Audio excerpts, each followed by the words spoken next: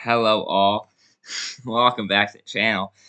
So it's been a while because I just looked and I accidentally uploaded my World Cup video as private last week. So I might try and fix that. I don't know. I think I could probably fix that, but I'm gonna upload this first. Sad topic today. The Knicks are NBA champions. Had to address it eventually, even as much as I don't want to, because I hate the Knicks. But today's their parade, so I thought let's just get it out of the way, send off the NBA season with a sad video. Um, but something I think is kind of funny is how I predicted the series to go versus how it actually went. Because I obviously thought the Spurs would win 6 games, the Knicks won 5.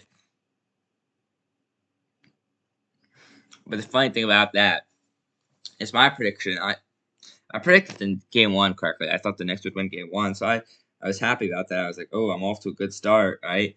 I thought I was going to go 6 for 6 for some reason. I thought I was that guy. I predicted Spurs game 2. That didn't happen, even though I think they're up 16, I think, in this one. They up 14 in quarter 3. So then it was 2-0 to the Knicks, and they won both games in San Antonio. And then it went back, and they lost game 3 in Madison Square, which I predicted, yes, but at that point I was already wrong, so for sure. And then they won game 4 and game 5. Game 5 in San Antonio. So they won 1 of 2 in Madison Square and 3 of 3 in San Antonio. And I predicted the Spurs to win 1 of 2 in San Antonio, or 2 of 3 in San Antonio, and 2 of 4 in San Antonio, right? No, wait, I predicted the Spurs to win one of them in the first San Antonio swing. No, I predicted them to win 1 of 3 in San Antonio, but win all 3 games in New York. And so it kind of went the opposite way, where the Knicks won all the games in San Antonio and lost 1 at home, which is kind of funny how they had, which is kind of exactly what I predicted in reverse. If the Knicks were the home team, it would have been Knicks in 6, but they weren't, so that's why it was like that. And the Finals MVP, who was also the NBA Cup MVP, who was also the Conference Finals MVP, which he's the first to do that. For those of you who don't know, the NBA Cup is the in-season tournament that the NBA added 2 years ago, I think. So I think there's been 3 of them, so 3 years ago. To make the regular season more interesting, they play a tournament during the season, and it's just a thing where there's group stages like the World Cup, and they advance, and then quarterfinals, semifinals, and it's just to try and make it more interesting. But the winners don't actually get anything except money, so it's not really that engaging for the fans. It's kind of fun to follow, try and see your team win something. For us who watch our teams lose everything, me, but. So it's fun. It's fun to see. Jalen Brunson and his team won that. Of course, they did. The Knicks. Then they won the conference final, of course, and the final. And Brunson was the MVP in all of that. He's the first person to ever win the 3 MVPs in one season. He did not win the real MVP though. That's Shai Gilgeous-Alexander. And I think it's obviously the right decision when you look at the Knicks team and how they all performed. Brunson's been absolutely impeccable throughout the finals.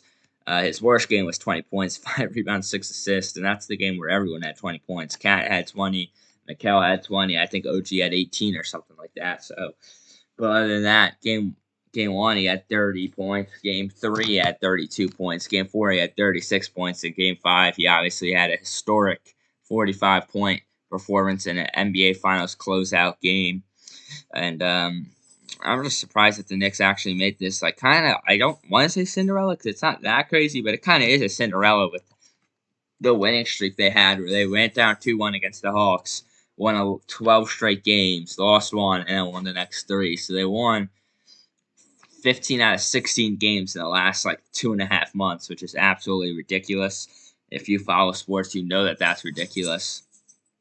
But focusing on the other side, the losing side, the Spurs, Wembanyama, not his best game in Game 5. 19 rebounds, 14 blocks is fine, but he shot 7 of 19 and 1 for 6 from 3. He obviously had 5 blocks. That's an insane stat line to have.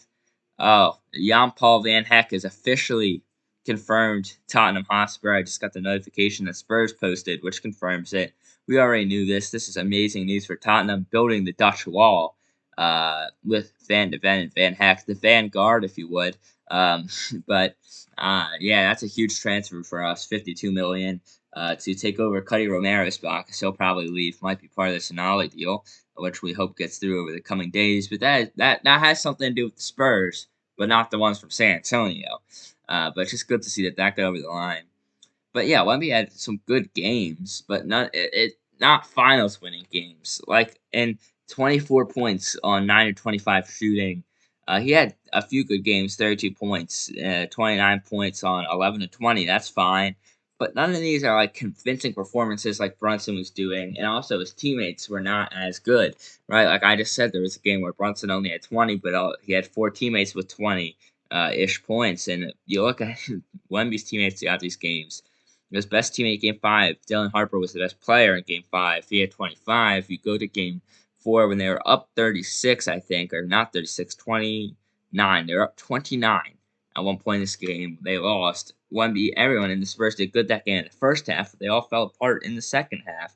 And I think it just shows a little bit of an area of that the Spurs are a little bit younger and more inexperienced, as the Knicks have been half this team has played together since college, right? Like that Bronson developed behind Luka. You know what I mean? Like these are things that matter. The experience matters at this point in the year, and I think Wemby's going to be back and stronger and better. I think he will win multiple championships, at least 2 or 3 of them, for the Spurs most likely. Because how else? Unless he leaves in free agency one year, but it was the next year, and some interesting things I want to note, besides the fact that Brunson won all the MVPs and stuff. Apparently, his dad said he's not the best Nick, which is kind of, in my opinion, was uncalled for and disrespectful because it wasn't even on topic. They were doing an interview together, and it's like, why is your dad hating on you? I don't know, but they're doing an interview together, and it's like, do you think that like this championship solidifies you as one of the best free agent signings in Knicks history?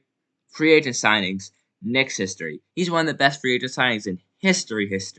And his dad was like, Patrick Ewing's the best Nick. Okay. All right. Cool story. Like, okay, Patrick Ewing was not a free agent signing. Like, it's just like, I didn't understand why he did that. Also, Wembanyama trying to be tough. He told the media, "See you never."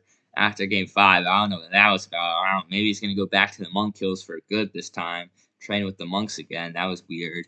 And then I believe the Knicks are.